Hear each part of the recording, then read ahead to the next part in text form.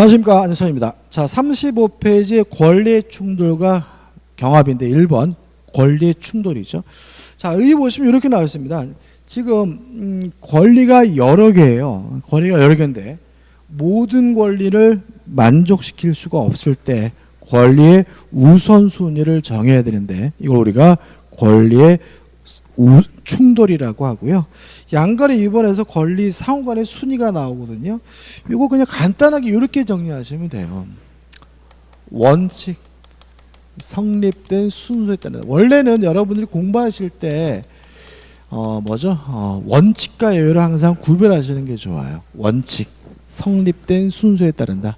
다시 말하면 먼저 성립한 물권이 우선하고 늦게 성립한 물권은 열등하다. 다만 예외적으로 성립 순서와 상관이 없는 경우가 있다. 이렇게 나눠서 기억하시면 문제 풀 때 편한데, 첫째, 소유권과 제한 물권이 충돌하게 되면 성립 순서와 상관없이 제한 물권이 우선한다. 예를 들어 볼까요? 자, 갑이라는 사람이 A라는 건물에 대해서 소유권이 있거든요. 근데 이 갑이 이 건물에다가 을에게 전세권이라는 제한 물권을 설정해 줬어요. 그럼 물론 성립한 순서는 소유권이 먼저고 나중에 전세권이 성립됐지만 오히려 전세권이 더 우선한다. 다시 말하면 갑이 소유자라 하더라도 이 집에 이제부터 살아야 될 사람은 더 이상 소유자가 아니라 전세권이기 때문에 소유권보다 뭐가 우선합니까? 전세권이, 제한물권이. 무엇과 상관이 없이요? 성립한 순서와 상관이 없이요.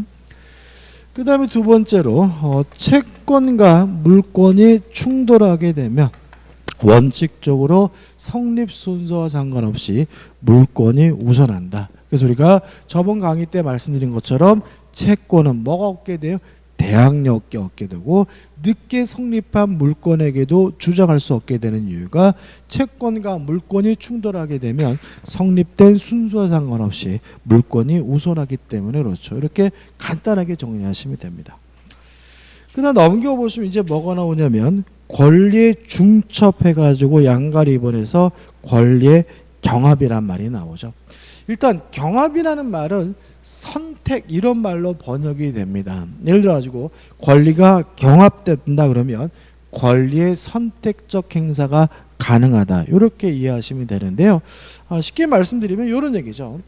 한 가지 분쟁에 대해서 여러 가지 권리가 있는데 어차피 그 권리의 목적은 동일하기 때문에 아무거나 선택적으로 행사하게 되는데 이걸 우리가 권리의 경합이라고 합니다. 예를 들면 쉬워요. 예를 들어 가지고 갑이 소유하고 있는 A 건물에 대해서 을과 만나 가지고 임대차 계약을 해서 현재 을이 이 건물에 살고 있단 말이죠.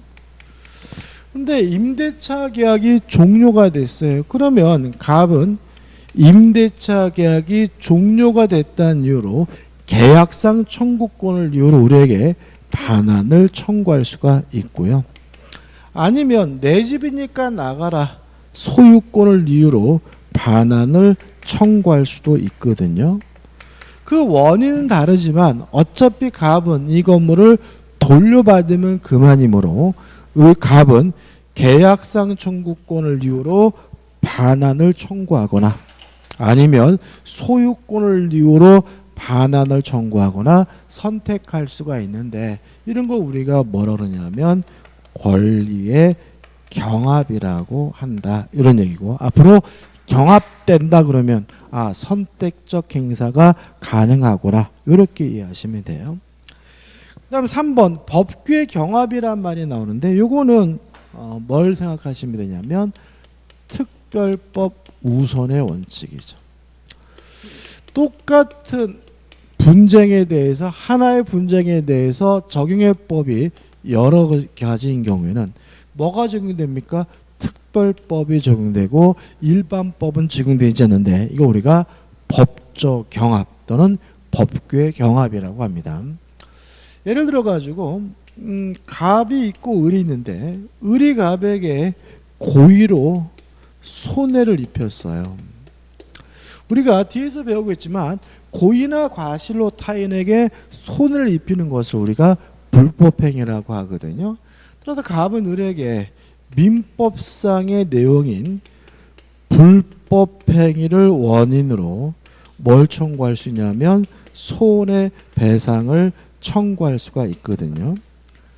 근데 만약에 이 사람의 신분이 공무원이라면 이때는 국가배상법을 근거로 해서 갑은 을에게 뭘 청구할 수 있냐면 손해배상을 청구할 수가 있어요.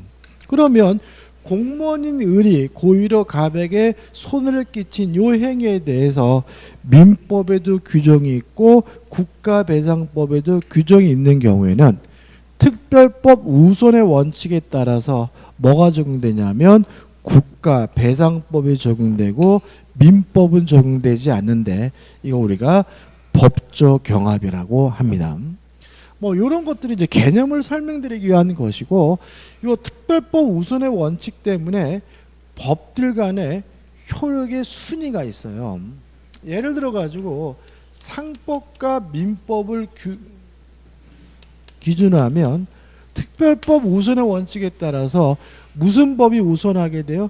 상법이 우선하게 되는 거죠. 그죠?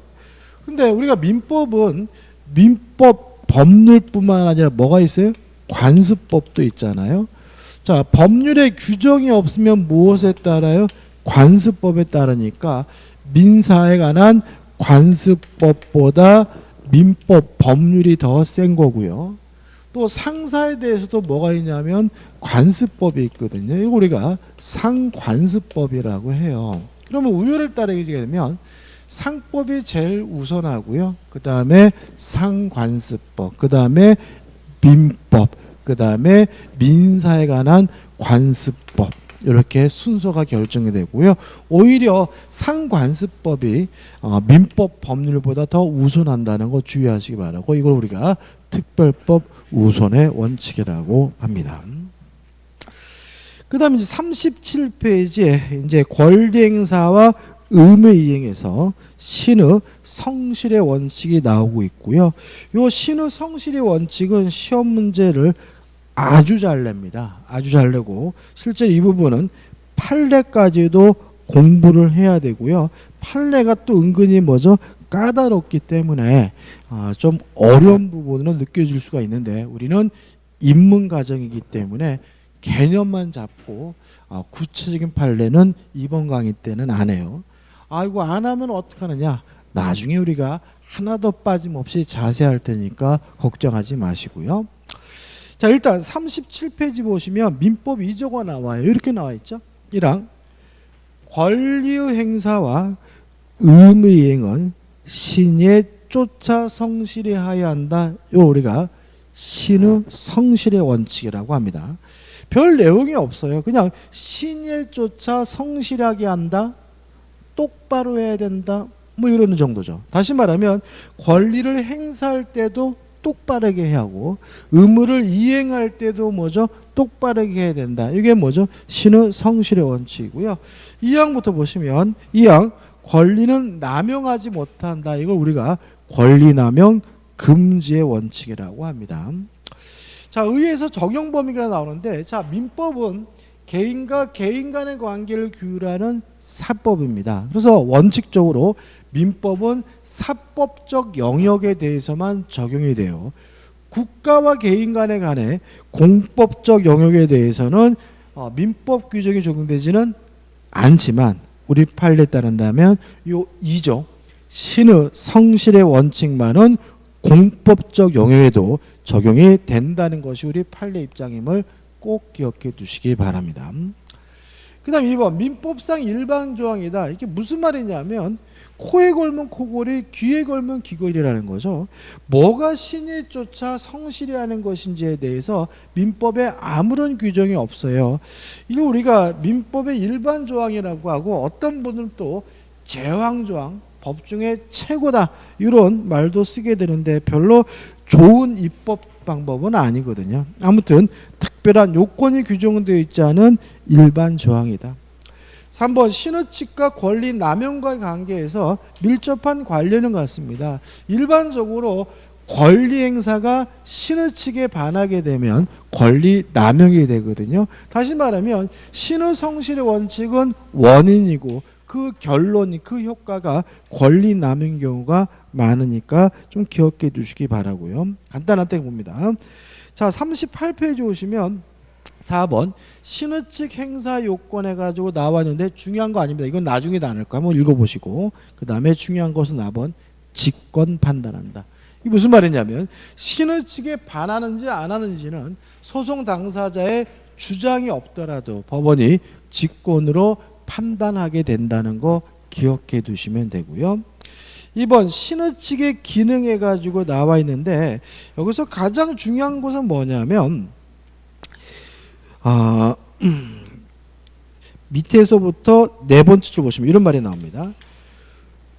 구체적 법률 관계의 적용함에 있어서는 상대방의 이익의 내용, 행사하거나 이행하려는 권리 또는 의무와 상대방 이익과 상관관계 및 상대방의 신뢰의 타당성 등 모든 구체적 사정을 고려하여 그 적용 여부를 결정한다. 다시 말하면 종합적으로 판단한다는 일반적인 내용이 나오고요.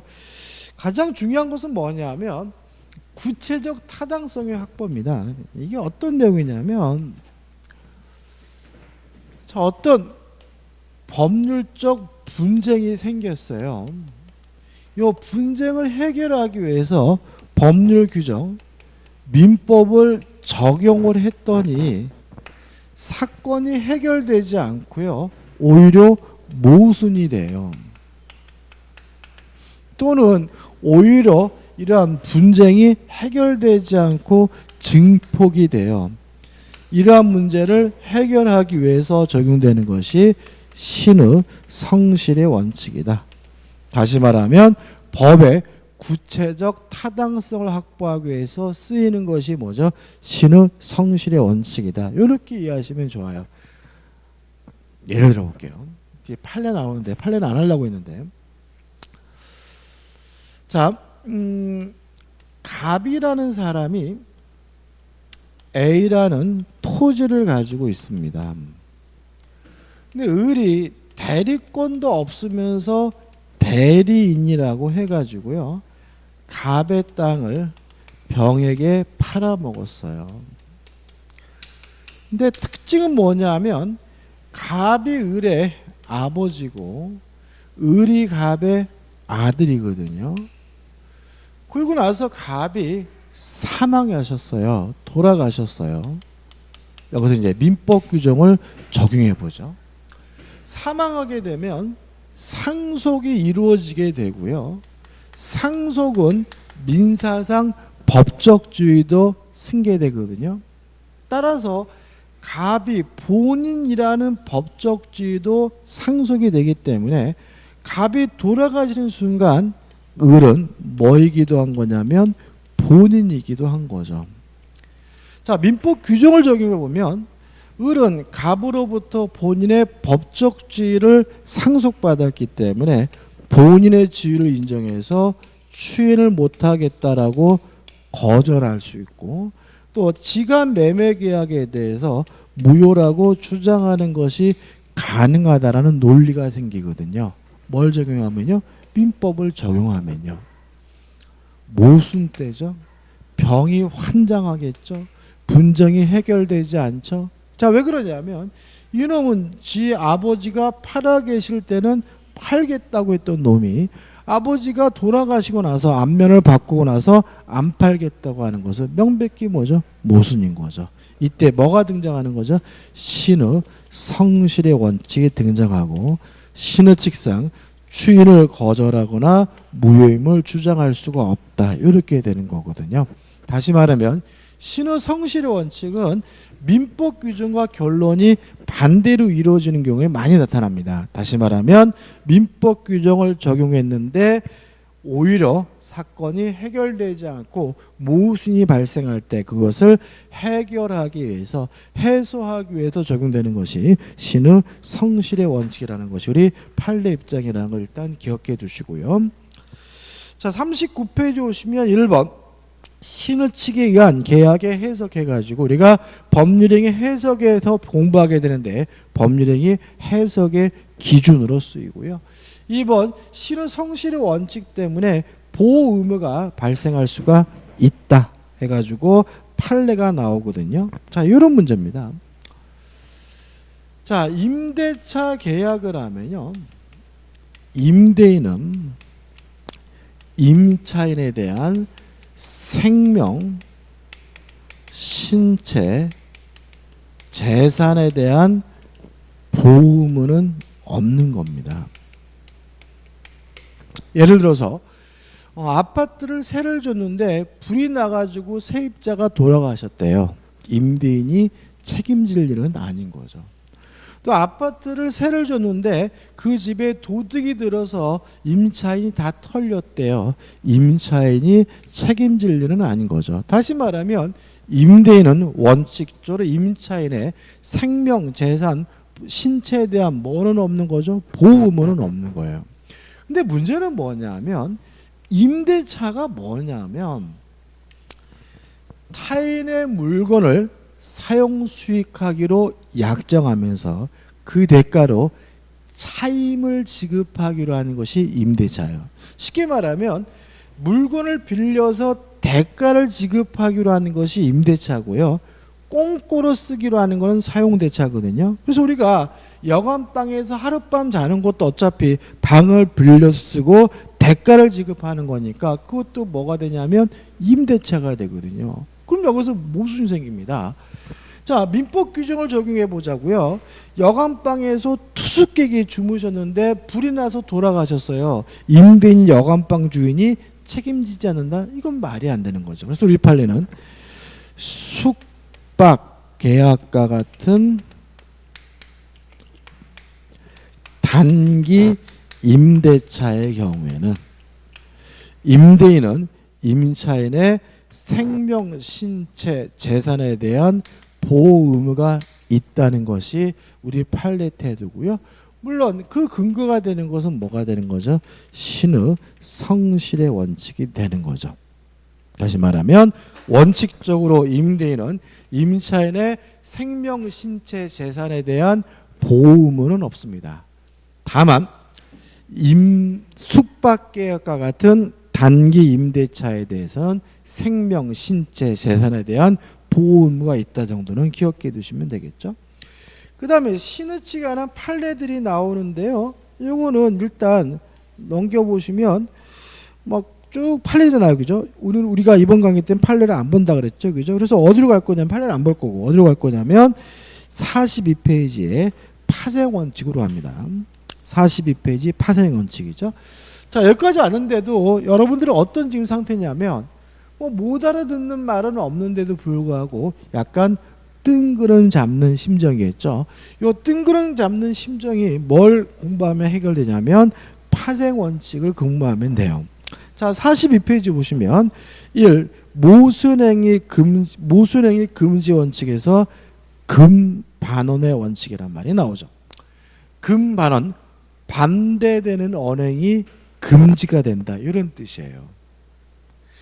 저희가 대학 다닐 때는 법대생끼리는 화장실 원칙 이런 말을 썼어요. 저희들끼리는. 무슨 말이죠? 화장실 들어갈 때와 나올 때와 말이 다르면 안 되는데 이거 우리가 뭐죠? 금반원의 원칙이라고 합니다. 이것도 마찬가지죠. 자, 을은 아버지가 생전에 계실 때는 팔겠다고 했죠. 근데 아버지가 돌아가시고 나서는 안 팔겠다고 하는 것은 명백히 반대되는 언행이니까 허용되지 않아요. 이게 뭐죠? 금반원의 원칙이 되는 거죠. 그래서 신의 측상 인정되는 금반원의 원칙상 을은 추인을 거절하거나 무유임을 뭐하지 못해요? 주장하지 못하는 겁니다. 자, 43페이지 보시면 판례들이 나오는데 계속 같은 취지인 거죠. 자, 가번 판례 이런 얘기입니다. 자, 결론만 말씀드리는데 해고당했어요. 해고당했는데 그 해고가 무효거든요. 무효면 무효임을 다퉈야 되는데 별말 없이 퇴직금 수령하고 또 다른데 전직까지 해놓고 수년이 지난 후에 이제 와서 무효임을 주장하는 행위는 반대되는 언행이기 때문에 신의칙상 허용되지 않는다는 것이 뭐죠? 가번 판례고요. 나번 판례도 마찬가지입니다. 지금 자기 아파트가 경매가 돼요. 근데 경매 절차에 하자가 있어요. 경매가 무효예요. 그러면 무효라고 뭘 해야 돼요? 주장을 해야 되는데 아무 소리 안 하고 그냥 어떻게요? 가만히 있다가 나중에 집을 비워줄 찰나가 되니까 이제 와서 무효라고 주장하는 것은 반대되는 언행이니까 허용되지 않는다. 이게 뭐죠? 금반원의 원칙이 되는 거죠. 그 다음에 다본도 마찬가지 취지고요. 그 다음에 라본도 마찬가지죠. 자, 이런 얘기입니다. 자, 형이 임차인이고 동생이 임대인이에요. 근데 어떤 내용이냐면 임대인인 동생한테 전화 온 거죠. 형, 나 은행에서 대출 받으려고 하는데 형 그 임차 보증금 때문에 대출금이 많이 안 나오는데 그러니까 나중에 은행 직원이 오면 나 받을 보증금 없다. 나 대항력 있는 임차권 없다라고 확인서 하나 써줘라고 동생이 부탁하길래 확인서를 써줬어요.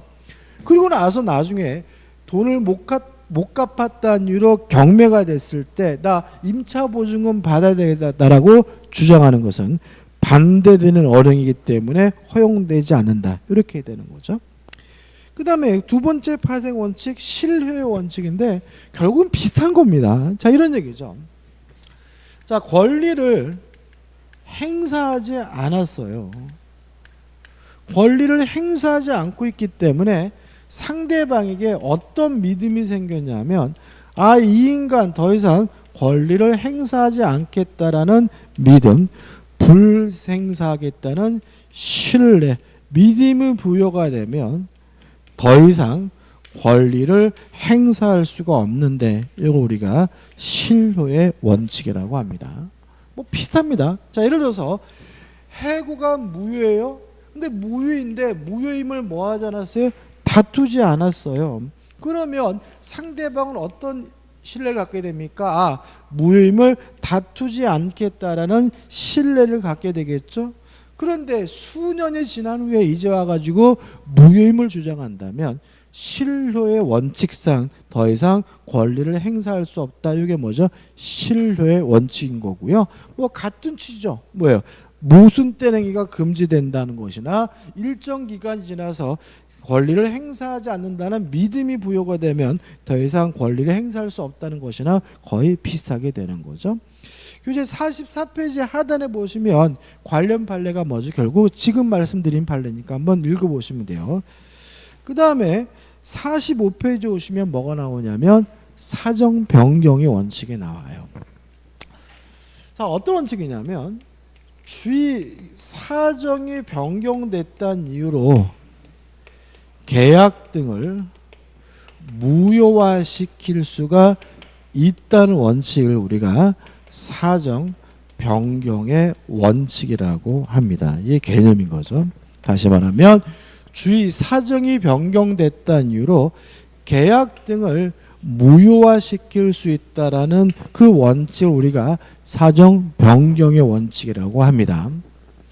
이 사정 변경 원칙에 대해서 우리 판례는 사정이 변경됐다는 이유로 원칙적으로 계약을 해지할 수는 없다는 입장이고, 다만 사정이 변경됐다는 이유로 계약을 해지하는 것은 가능하다는 것이 우리 판례 기본적 태도예요.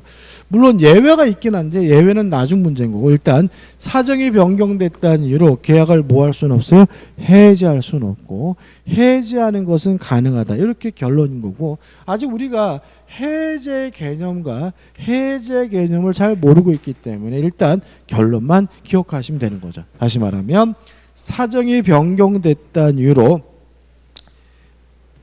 계약 등을 무효화시킬 수 있다는 이 원칙을 사정 변경의 원칙이라고 하는데, 우리 판례는 원칙적으로 해제는 사정 변경을 이유로 할 수 없다는 입장이고요, 해지는 가능하다는 입장이라는 걸 일단 기억해 두시기 바랍니다.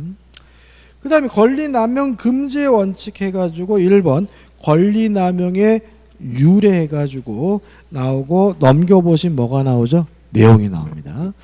일단 우리가 2조 2항에서 권리는 남용할 수 없다라고 해서 권리남용 금지의 원칙을 규정하고 있거든요. 유래는 이렇습니다. 독일 얘기인데 자 이런 얘기입니다. 우물 사건이라서 굉장히 유명한 사건입니다. 갑이라는 사람이 살고 있고요. 이웃에 을이 살고 있고 요 갑과 을의 경계에 뭐가 있냐면 담이 있는 상태거든요. 근데 갑과 을이 철천지 왼수했어요. 갑은 을이 잘 되는 꼴을 못 보겠는데 어느 날 창밖을 쳐다보니까 을이 자기 마당에다가 우물을 파고 있더란 말이죠. 그래서 갑이 어떤 행동을 하냐면 자기 마당에다가 우물을 100개를 파게 됩니다. 몇 개요? 100개. 자 보시면 지 마당에다가 우물을 파는 것은 지 마음인 거죠. 권리 행사인 거죠. 근데 한두 개 파는 게 아니라 100개를 팠다는 것은 너무나 지나치잖아요. 지나친 행위가 있는 거죠. 지나친 행위가. 그 다음에 갑이 우물을 100개를 판 이유는 뭐예요? 물 먹으려고요? 아니죠. 을이 물 못 먹게 하려고 하는 거죠. 다시 말하면 자기 마당에다가 우물을 이빨 파가지고 을이 물 못 먹게 하려고 하는 거죠. 이걸 우리가 연맥일 의사, 가해 의사라고 하는 거죠. 이렇게 권리의 행사가 있는데 그 권리 행사가 너무나 지나치고 또 상대방을 주관하는 연맥을 의사, 가해 의사가 인정된다면 권리 행사라 하더라도 허용되지 않는데 이걸 우리가 권리남용 금지의 원칙이라고 합니다. 2번 권리남용이 성립하기 위한 요건 해가지고 복잡하게 나와 있는데 자 우리 학자분들은 지나친 행위만 있으면 되고 주관적으로 가해 의사까지는 필요 없다는 것이 우리 학자분들의 태도고요. 우리 판례는 항상 그런 건 아니지만 우리 판례는 객관적으로 지나친 행위가 있을 뿐만 아니라 일반적으로 주관적으로 가해 의사도 있어야 한다는 것이 우리 판례 주류적 입장인 거고요. 다시 말하면 객관적으로 지나친 행위가 있고 주관적으로 가해할 의사가 있으면 이게 뭐가 돼요? 권리 남용에 해당하는 거죠. 하단에 보시면 뭐가 나오냐면 판례들이 나와요. 공공복리에 반하는 행위 나와 있고 넘겨보시면 복잡하게 나와 있는데 우리가 한 가지만 생각해 보자고요. 자, 권리 남용하는 판례들도 굉장히 많은데 얘 하나만 말씀드리면 갑이 토지를 소유하고 있고요. 이웃에 학교가 있었어요. 근데 문제는 갑이 자신의 토지를 측량해 보니까 이 학교가 자신의 땅을 침범하고 있는데 예를 들어서 한 평 반 정도를 침범하고 있었던 거죠. 그래서 갑이 을에게 뭘 했냐면 이 한 평 반을 반환해 달라고 소송을 제기했어요. 무엇을 근거로? 소유권을 근거로 해서요. 근데 문제는 뭐냐 하면 이 한 평 반에 공교롭게도 학교 건물에 기둥이 있기 때문에 이 한 평 반을 갑의 요구대로 돌려주게 되면 학교 건물이 철거될 사항이었거든요. 자, 그럼 생각해 보자고요. 자기 땅을 돌려달라고 요구하는 것은 뭐가 되는 거죠? 권리 행사인 거죠. 근데 한 평 반을 돌려주게 되면 학교 건물 자체를 철거해야 되는 것이라면 지나친 거죠. 지나친 행위가 있고요. 그 다음에 갑이 이런 행동을 하게 되는 이유는 뭔가요? 가장 중요한 이유는 진짜 이 땅을 돌려받기 위해서 하는 것보다는 이 학교와의 이 한 평 반에 대한 매매 교섭 과정에서 유리한 지위를 차지하기 위한 경우죠. 다시 말하면 보통 이런 일이 벌어지면 갑이 학교에 가가지고 내 땅 사라고 요구하게 되고 요구할 때 보통 시가대로 파는 것이 아니라 2배, 3배, 20배, 30배를 요구하는 경우가 많고요. 이런 매매 교섭 과정에서 유리한 지위에 놓이기 위해서 이런 반환 청구를 하는 경우가 대단히 많습니다. 다시 말하면 진짜 땅을 돌려받을 의사가 아니라 학교를 연맥을 위해서 가해 의사가 있는 거죠. 이런 행위는 권리남용으로서 뭐 되지 않습니까? 허용되지 않는다. 이게 뭐죠? 권리남용 금지의 원칙이 되는 거고, 판례들은 나중에 볼 거라고 했죠. 그럼 넘겨보시면 이제 뭐가 나오냐면 권리남용의 효과가 나와요. 자, 요 효과까지 보자고요. 일단 권리남용이 해당된다면 권리 행사는 금지가 된다, 허용되지는 않습니다. 여기서 조심할 것은 뭐냐면 권리 자체가 박탈되는 것은 아닌 것이 원칙입니다. 자, 이게 무슨 말이냐면 권리 남용이기 때문에 갑은 학교를 상대로 소유권을 이유로 반환 청구하지 못한다는 것뿐이지 갑의 한 평반에 대한 소유권 자체가 뭐 되는 건 아니에요? 박탈되는 것은 아니라는 얘기죠. 여전히 뭐죠? 갑의 것이라는 얘기예요.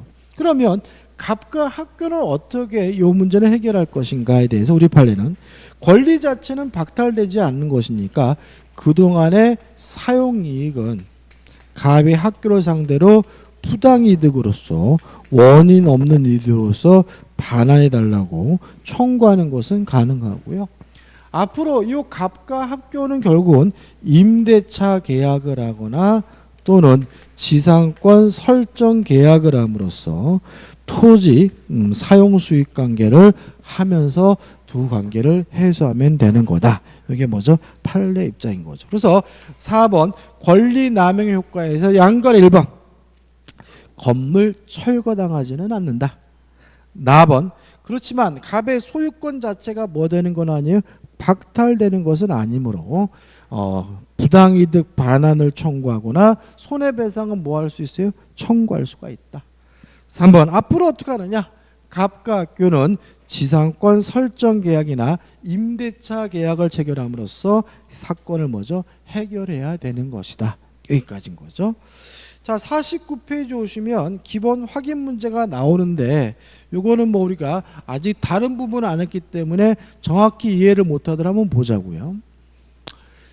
자, 기본 확인 문제. 신의 성실의 원칙에 관한 설명은 옳지 않은 것은 1번 소멸시효에 기한 항변권 행사에도 신의칙이 적용될 수 있다. 물론 맞습니다. 2번 계약교섭의 부당파기는 채권법에서 자세하게 공부하게 되는데 우리 판례에 따른다면 신의칙에 비추어 불법행위를 구성할 수 있다. 맞는 질문입니다. 따라서 상대방은 신의칙을 근거로 해서 불법행위를 원인으로 손해배상을 청구할 수 있다는 입장이고요. 3번 신의칙에 반하는 것은 당사자의 주장이 없더라도 법원이 직권으로 판단할 수 있다. 맞는 질문이죠. 답은 뭐죠? 4번인데 일부러 제가 안 했는데 하나 더 기억해 두시면 이러한 신의칙의 원칙 금반원의 원칙이 적용되지 않는 경우가 두 가지가 있어요. 시험에 참 잘 나오는 부분인데 첫째 강행법규 위반의 경우에는 적용되지 않습니다.